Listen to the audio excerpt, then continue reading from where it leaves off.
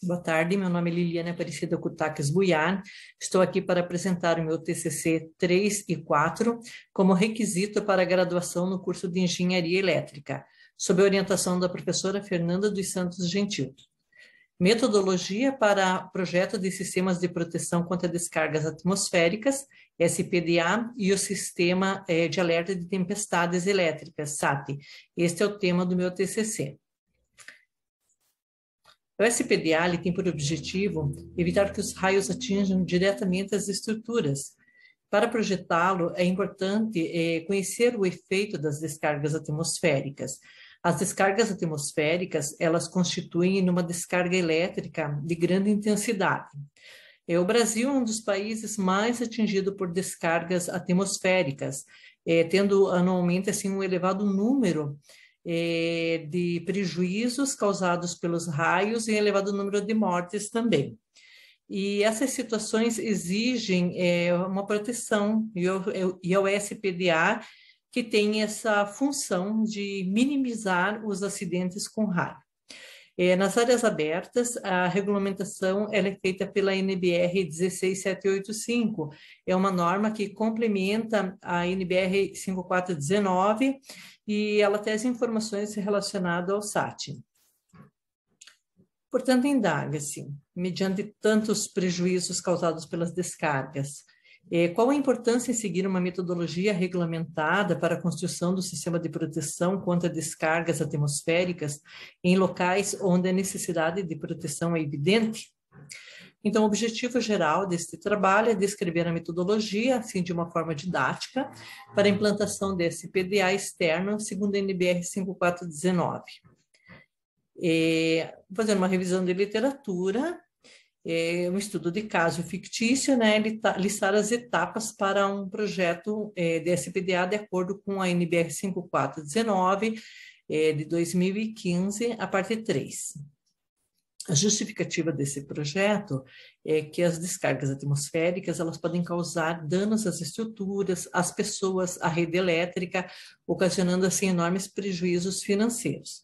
Por isso, a necessidade de se elaborar um estudo mais aprofundado sobre a necessidade de seguir ou não os preceitos das normas para o planejamento, execução e manutenção de SPDA e o sistema SAT. Descargas atmosféricas, ele sempre foi um fenômeno no que causou fascínio, medo e curiosidade desde as antigas civilizações. São descargas de grande extensão e intensidade, e elas ocorrem devido assim, um acúmulo de cargas elétricas gerados pela fricção entre as gotículas de gelo nas nuvens. As estatísticas de raios com efeito nocivo das descargas elétricas comprova que entre 2000 e 2019 ocorreram 2.194 mortes, 70% dos desligamentos das linhas de transmissão, 40% dos desligamentos da linha de distribuição e 40% da queima dos transformadores pela incidência dos raios. Então, enormes prejuízos. A área rural ela também muito atingida com a morte dos animais, por se tratar de áreas abertas sem proteção. A NBR 16785, o sistema SAT, ela foi publicada em 30 de nove de 2019 e ela vem complementar a NBR 5419. Então, ela fornece todas as informações e as características dos sistemas de alerta de tempestades para as áreas abertas. Ela estabelece os requisitos também dos sensores, né? E as fases, descreve as fases consideráveis aí das tempestades, que é a fase 1, fase do alerta, a fase 2, que é a fase de emergência, a fase 3, a fase madura, que é uma fase ainda que requer muita proteção, e a fase 4 é a fase que já as tempestades se dissiparam e já pode sair com segurança do local protegido, né? E também a NBR 16785 e o sistema SAT, ela estabelece os tipos de detectores para cada fase da tempestade, né?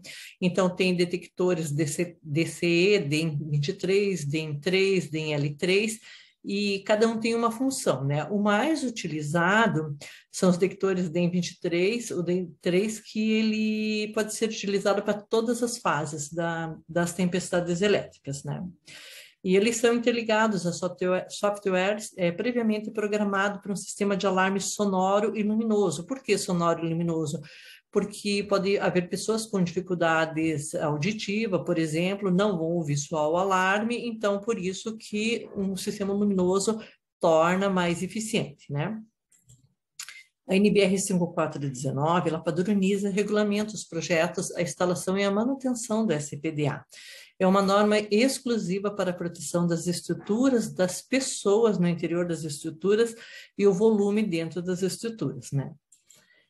No Brasil, todos os projetos de SPDA, eles devem atender às exigências da norma 5419 de 2015. E após a sua última alteração, ela foi dividida em 4 partes, que seria a NBR 5419-2015, parte 1, fala sobre os princípios gerais, a parte 2, sobre o gerenciamento de risco, a parte 3, os danos físicos às estruturas e perigos à vida, que seria sobre o SPDA, e a parte 4, sobre sistemas elétricos e eletrônicos, seria o SPDA interno. Análise de componentes de risco, ou seja, o gerenciamento de risco, que está previsto na parte 2 da NBR 5419, ela é muito importante em um projeto de SPDA, porque é através dos cálculos desse gerenciamento de risco que é verificado se há necessidade ou não da instalação do SPDA, e é através desses cálculos que serão definidos a classe e o nível de proteção, isso para que um projeto seja eficiente, né, e cumpra o seu objetivo de proteção. Os estudos de cálculo, como foi dito então, sobre o gerenciamento, estão na NBR 5419, parte 2, no item 4, né? O SPDA, ele tem como objetivo principal a proteção das estruturas da edificação, onde se encontra instalado, interceptando assim as descargas atmosféricas e oferecendo um caminho com menos resistência para que as correntes elétricas fluam até o solo, reduzindo os efeitos danosos causados pelas tais correntes. Os requisitos para instalação estão todos na NBR 5419, 2015, na parte 3 e parte 4, e eles devem ser seguidos, né? A norma descreve também todo o processo referente ao SPDA e todo o material que deve ser utilizado, regulamenta o material, né? O SPDA, Sistema de Proteção Externa, ele é composto por 3 subsistemas, que são os subsistemas captores, os subsistemas condutores ou de descidas e os subsistemas de aterramento. Os subsistemas captores, eles são elementos metálicos instalados na parte mais alta das edificações, podendo ser natural da edificação ou não natural. Naturais são componentes que compõem a estrutura, e os não naturais são elementos instalados nas partes externas e na cobertura da estrutura. Ele tem como função captar o raio e enviar para os captores condutores de descida. O subsistema de descida, ele conduz a corrente das descargas elétricas recebida pelos captores, né, até o sistema de aterramento. E eles também podem ser natural ou não natural da edificação. O subsistema de aterramento, ele é constituído por elementos condutores aterrados ao solo ou embutido nas estruturas da fundação. O objetivo dissipar a corrente das descargas atmosféricas ao solo. Então, o SPDA, o Sistema de Proteção Interno, eles são dispositivos que servem para reduzir as falhas do sistema elétrico e eletrônicos, evitando a ocorrência de centelhamentos, de faíscas que podem gerar explosões. O SPDA, ele é baseado, assim, em filosofias de proteção. O que são filosofias de proteção? Ele se refere aos métodos utilizados para a captação dos raios. São 2 as filosofias de proteção, que são por captores ou por gaiola Faraday. Os captores são hastes metálicas instaladas no topo das edificações, e a gaiola Faraday são tipo uma tela, uma gaiola mesmo, que envolve a estrutura. E isso tudo vai depender do tipo, das características da construção, para definir o tipo de filosofia a ser utilizada. Dentro da filosofia de proteção, existem 3 métodos de proteção, que é o método eletrogeométrico, o método de Franklin e o método Gaiola-Faraday. O método eletrogeométrico, ele consiste assim, em fazer rolar uma esfera fictícia em todos os sentidos e direções sobre o topo da edificação. E aonde essa esfera tocar, ali deve-se pôr um captor, né? Porque é onde o raio também atingiria.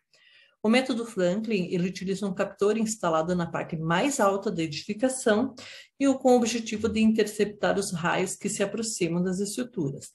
E o método Gaiola-Faraday, ele imita uma malha, formando uma espécie de gaiola metálica envolvendo todos os lados das estruturas. E também a gente tem assim um sistema híbrido, que é uma mistura dos 3 métodos, que vai variar de acordo com a necessidade de proteção da edificação. Então, pode-se utilizar os 3 métodos, e eu acho que existe uma proteção mais eficaz, porque você aproveita o que há de melhor em cada método. A inspeção do SPDA tem por finalidade, é uma exigência que está na norma, prevista na norma, na NBR 5419, e a finalidade é verificar o estado de conformidade do projeto em relação à norma. Então, elas devem ser feitas enquanto estiver sendo construída, né? Ao final da construção e periodicamente, então a cada 5 anos para estruturas que não representam risco de incêndio, a cada 3 anos para estruturas destinadas a grande concentração de pessoas, e 1 ano a estruturas que contenham munição e materiais explosivos. Toda inspeção deve ser documentada e arquivada, e não estando de acordo, o relatório deve ser emitido e recomendar ao proprietário da estrutura, do imóvel, da construção, né, que se adequa, e isso é função do engenheiro eletricista fazer essa comunicação, porém a obrigatoriedade é do proprietário de se adequar, né? Então, as etapas para um projeto de SPDA serão, primeira coisa, verificar a necessidade ou não do SPDA. Então, uma conversa com o engenheiro civil, com os arquitetos, pessoais responsáveis pelo sistema estrutural, né, para verificar se há ou não a necessidade, e se faz também um levantamento da obra para ver se pode-se usar a estrutura, né, a própria estrutura da estrutura, vamos dizer, as ferragens, né, ali, como base. E fica mais barato também, porque você não precisa estar pondo por fora outro material, né. Então, depois dessa conversa, havendo a necessidade do SPDA, passa o gerenciamento de risco para definir o nível e a classe do SPDA, e depois definir-se a filosofia, tendo uma base sobre como é a construção, as características da construção, define-se a filosofia de proteção a ser utilizada, e a partir disso, o método, né, os métodos de captação. E daí desenvolve-se o subsistema de captação, os de descida e o subsistema de aterramento, e, por fim, as inspeções.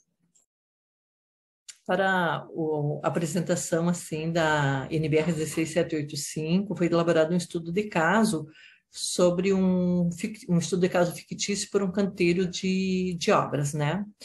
Então, o SAT ele tem o objetivo de prever os eventos relacionados à raia e alertar antecipadamente este evento, possibilitando tempo hábil para se tomar as medidas de proteção, no sentido assim de minimizar o risco que o raio oferece, né? Então, os estudos das situações envolvidas no gerenciamento de risco, né, para tudo antecipadamente, você faz um gerenciamento de risco, que você vai identificar o que pode, os riscos que tem ali. Então, risco a pessoas, a animais, num canteiro de obra seria pessoas e máquinas, né? Então, você faz uma seleção, em cima desse gerenciamento de risco, é feita uma programação dos sensores e detectores, né? Instalado, então, vamos supor que estão lá todos os trabalhadores no canteiro de obras e aproximou-se uma tempestade. Então, os sensores já vão comunicar, né, que daqui tanto tempo, conforme a programação, 5 minutos, 10 minutos, teríamos uma tempestade com raios. Então, é o momento de recolher todos os trabalhadores para um container já pré-programado, um ônibus, um lugar seguro, né?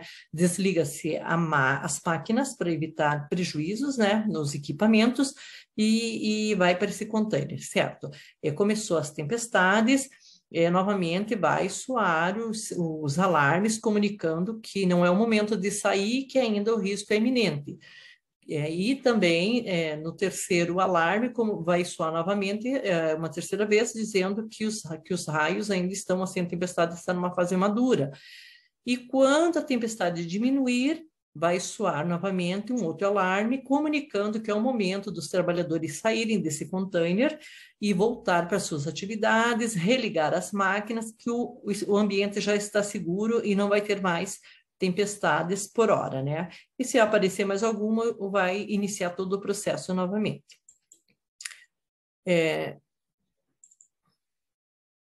Então, sobre os materiais e métodos utilizados para esse trabalho.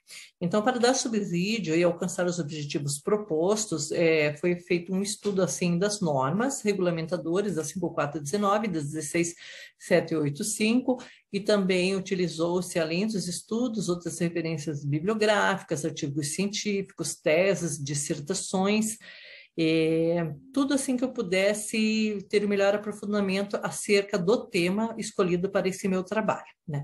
Para a demonstração do SAT, foi descrito no trabalho um estudo de caso e uma situação fictícia envolvendo o canteiro de obras. Após o estudo das normas, resultados e pesquisas, né? Então, após o estudo das normas e outras referências, chegou-se ao resultado esperado a respeito da necessidade em seguir os preceitos das normas para se obter isso na execução de um projeto de SPDA seguro. Evidenciou-se também que para qualquer projeto de SPDA ou SAT, o gerenciamento e análise de risco influenciam na escolha da metodologia a ser aplicada no desenvolvimento do projeto, minimizando assim os riscos e danos às pessoas, aos equipamentos, à vida, eliminando prejuízos. As discussões, o trabalho foi produzido a partir de trabalhos similares já efetuados por outros autores, né?